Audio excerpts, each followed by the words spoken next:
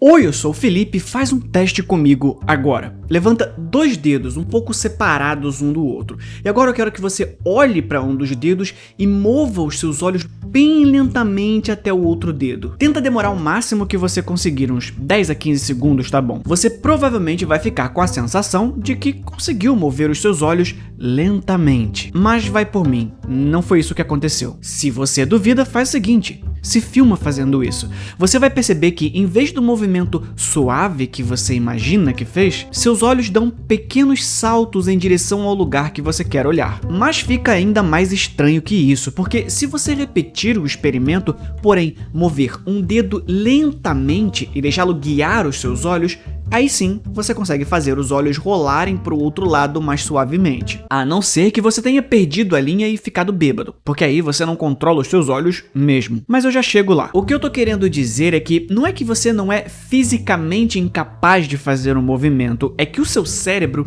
não deixa. O que traz uma pergunta um tanto incômoda. Você já parou para pensar se você realmente controla os seus olhos? Eu sei que é tentador responder que sim imediatamente, afinal, olha só, Felipe, se eu quiser olhar para a esquerda, eu olho para a esquerda, se eu quiser olhar para a direita, eu olho para a direita, eu olho para cima, eu olho para baixo e eu até fecho os olhos se eu quiser. Mas vocês sabem muito bem que as coisas não são tão simples assim por aqui. Vem comigo que eu vou te provar que você não controla os seus próprios olhos.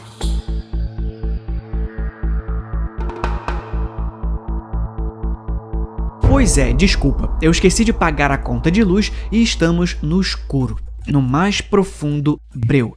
E a pergunta aqui é, no que os seus olhos vão focar? Você deve ter percebido que o olho humano tem esse superpoder de focar no que quiser. Coloque 2 objetos em profundidades diferentes e você pode escolher qual ficará desfocado e qual será enxergado de forma perfeita. E isso porque dentro dessas 2 bolinhas molhadas você tem um negócio chamado músculo ciliar. Esse anel que envolve o meio de cada olho é responsável por controlar o tamanho da abertura da lente, que também é chamada de cristalino. E assim como boa parte dos músculos, ele vai perdendo elasticidade com o tempo. Por isso que quanto mais velhinho, menos você regula o foco e mais precisa de muletas visuais. Então, assim como você mexe um bíceps ou tríceps quando quiser, você consegue fazer isso com esse músculo dos olhos. Mas a verdade é que na maioria das vezes a gente está usando ele involuntariamente. Os olhos focam e desfocam de acordo com a necessidade, que é processada no subconsciente. Basicamente, a luz refletida por um objeto vai navegar em direção aos seus olhos, afinal, os fótons são refletidos em todas as direções, e dependendo da abertura da lente, o ponto central da imagem que a luz forma vai estar em um lugar diferente. Mais ou menos como as câmeras profissionais. Só que para essa resposta acontecer, de forma voluntária ou não, você precisa ter algo para olhar. É necessário algum objeto com distância perceptível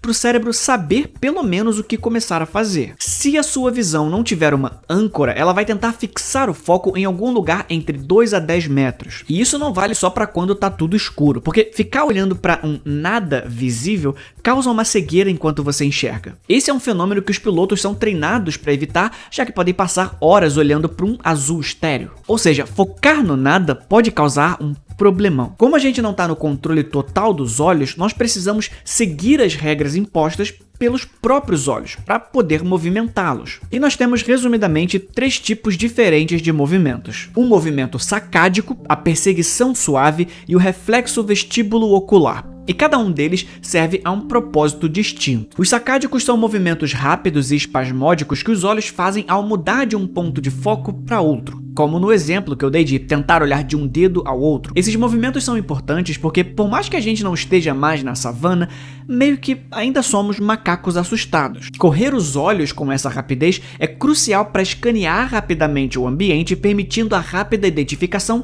e localização de perigo. Um fenômeno muito interessante associado a isso é o mascaramento sacádico. Durante esse movimento brusco, o cérebro suprime temporariamente o processamento visual, para evitar o desfoque das imagens. Isso significa que à medida que os olhos se movem do ponto A para o ponto B, o cérebro literalmente desliga a visão por essa fração de segundo. Então, por mais que a lente da sua câmera esteja indo de um lado para o outro rapidão, o seu cérebro não deixa tudo ficar esse borrão com blur, criando a ilusão de uma transição suave. E é por isso que você achava que conseguia olhar de um dedo para o outro devagar. Um outro jeito doido de perceber esse mascaramento sacádico é quando você se olha no espelho. Tenta observar os seus olhos se movendo, enquanto você muda o olhar de um ponto para o outro. Não importa o quanto você tente, seus olhos parecerão sempre estáticos. Os movimentos sacádicos são controlados pelos campos oculares frontais e pelo colículo superior, regiões do cérebro que ficam responsáveis pelo movimento voluntário dos globos oculares. Essas regiões cerebrais se coordenam para fixar os olhos em um alvo com rapidez e precisão. Mas não só de boas sacadas se faz a visão. Os movimentos de perseguição suave nos permitem rastrear objetos em movimento de maneira lenta e contínua, ao contrário do sacádico. Esse mecanismo é essencial para atividades que exigem seguir um alvo em movimento, tipo quando de macacos assustados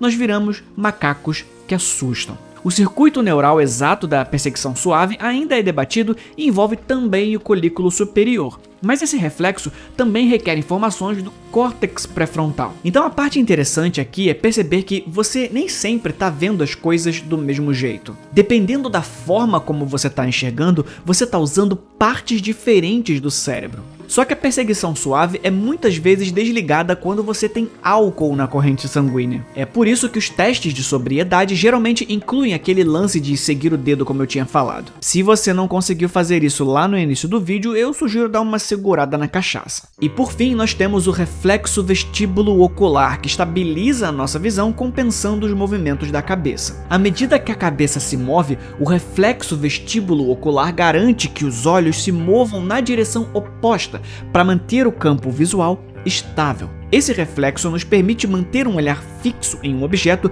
mesmo quando a nossa cabeça está em movimento. Tipo quando fazemos coisas simples como caminhar ou, sei lá, mandar um triplo bye bye bird. Só que fica mais bizarro porque o seu olho precisa do seu ouvido. O reflexo vestíbulo ocular depende da entrada do ouvido interno, que detecta a orientação e a aceleração da cabeça. Essa informação é processada para mover os olhos na direção oposta ao movimento e garantir essa imagem visual estável. E sim, esse movimento também tem mais um testezinho para você brincar em casa. Você pode testar o reflexo vestíbulo ocular fixando o olhar em um local específico e movendo a cabeça para cima e para baixo de um lado para o outro. Você vai perceber que, como se fosse um gimbal humano, os seus olhos permanecerão fixos no local. Duas bolotinhas cheias de truques performados por estruturas complexas, mas eu acho que ninguém aqui espera que todos esses mecanismos funcionem perfeitamente sempre. É claro que seus olhos podem te trair.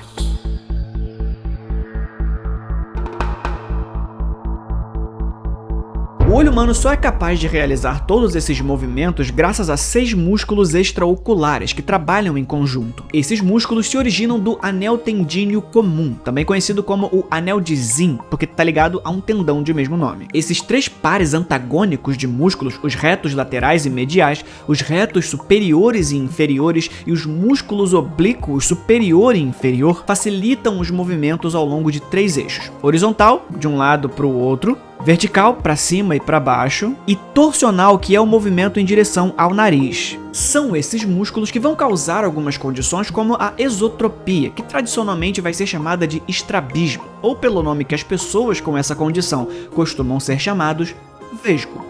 O estrabismo pode ser convergente, que é o mais comum, ou divergente, quando o olho se movimenta para fora da cabeça. E aí você vai perceber que a gente acha estranho um dos olhos ser divergente, porque o normal pra gente é mexer os dois ao mesmo tempo. Não é comum conseguir mexer apenas um olho, exceto que você consegue. Sim, num vídeo onde eu te explico por que você não consegue controlar os seus olhos, eu vou te ensinar a controlar seus olhos de um jeito que você não sabia que podia. Tem algumas pessoas, como Bill Skarsgård, que interpretou Pennywise em It, que consegue mover um dos olhos para fora da cabeça. Eu não vou conseguir te ensinar isso, porque você deveria ter nascido com os mesmos músculos oculares que ele. Mas eu vou te ensinar algo interessante. Faz o seguinte: tampa um dos olhos com a mão, e aí usa os seus músculos extraoculares para ficar vesgo. E então você simplesmente abre o olho, e aí você vai perceber que apenas um olho mexeu. Pronto, sem um ponto de foco por causa do olho fechado, os seus músculos simplesmente decidem que não vale a pena trabalhar. Mas às vezes não é que um olho está na direção errada, e sim que os olhos estão inquietos. O nistagmo, por exemplo, é uma condição em que a pessoa não consegue controlar os movimentos sacádicos, causando esses espasmos involuntários, rápidos e repetitivos, que podem ser tanto horizontais quanto verticais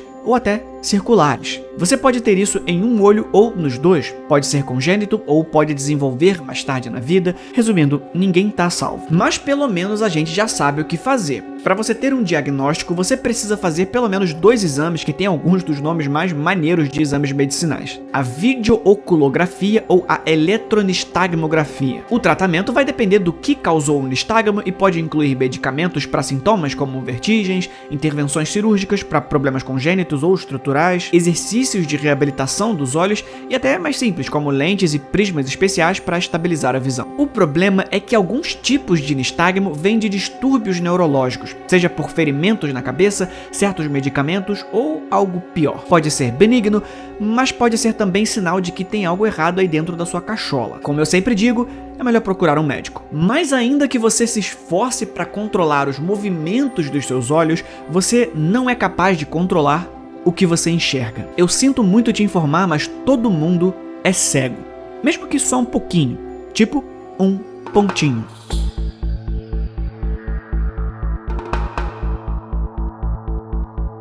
Além dos músculos, lente e tudo que eu falei, ficou faltando uma parte muito importante dos nossos olhos: a retina. A luz entra pela parte frontal transparente do olho, chamada córnea, em seguida passa pela pupila, que é o círculo escuro no meio da parte colorida do olho, que a gente chama de íris. Aí a íris controla a quantidade de luz que entra, alterando o tamanho da pupila. Depois da pupila, a luz viaja através do cristalino, que focaliza na retina, lá atrás do olho. A retina é tipo o sensor da sua câmera. Ela capta a luz e a transforma em sinais que o cérebro consegue compreender. Afinal, beleza, você tá vendo luz, mas tá vendo o que exatamente? Essa informação crua não serve pra nada. Mas se eu e você estamos vendo a mesma coisa, é assunto para outro vídeo, que eu já fiz inclusive. Vai aparecer aqui no final do vídeo nas telinhas de encerramento. A retina possui 2 tipos de células que detectam a luz: os bastonetes e os cones. Basicamente, os bastonetes regulam se enxergamos claro ou escuro, enquanto os cones são responsáveis por transcrever as cores e detalhes finos. Essas células enviam a informação visual ao cérebro através do nervo óptico. Só que o nervo óptico precisa de um ponto de apoio para se ligar à retina, o que significa que não dá para ter bastonetes ou cones ali. Então, tudo que nos resta é falta de informação. Sim, a sua visão tem literalmente um buraco no meio. E mais uma vez o seu cérebro edita em tempo real para você não perceber. E eu vou te ensinar agora como ver, que você não pode ver. O material para esse experimento? Chuta. Sim, 2 dedinhos esticados na frente da cara. Dessa vez você vai repetir aquele movimento lá do início, só que você vai focar a visão no dedo que está parado. Então, você vai mover lentamente o outro dedo na direção oposta. Você precisa perceber o dedo em movimento com a sua visão periférica. Em algum momento, você vai perceber que a ponta do seu dedo simplesmente desaparece. Não é um buraco preto ou um vazio, é literalmente o seu cérebro enxergando nada e te enganando sobre isso. Mas o nervo óptico não é a única coisa que fica na frente da sua visão. As veias da sua retina também. Só que esse caso é o contrário, você literalmente consegue ver. Bom, não as veias em si, mas a sombra delas. Você só precisa ficar no local mais escuro. Você pode usar a lanterna do celular mesmo e posicionar a uns 45 graus, numa distância de uns 20 centímetros. Depois é só mexer a luz de um lado para o outro algumas vezes. Presta bastante atenção na sua visão, que você vai começar a perceber algo como uma teia de aranha brilhando na frente dos seus olhos. Essas são as sombras dos vasos sanguíneos da retina. O movimento da luz faz com que o cérebro não tenha tempo hábil de editar a imagem e acaba revelando o truque da natureza da realidade. Não, mentira, é só a sombra dos vasos sanguíneos mesmo. E se você gostou do que você viu com os seus olhinhos, por que você não vê outras coisas? Entra aqui no canal que tem mais vídeos interessantes como esse. Esse foi o vídeo de hoje. A gente se vê na próxima. Fui!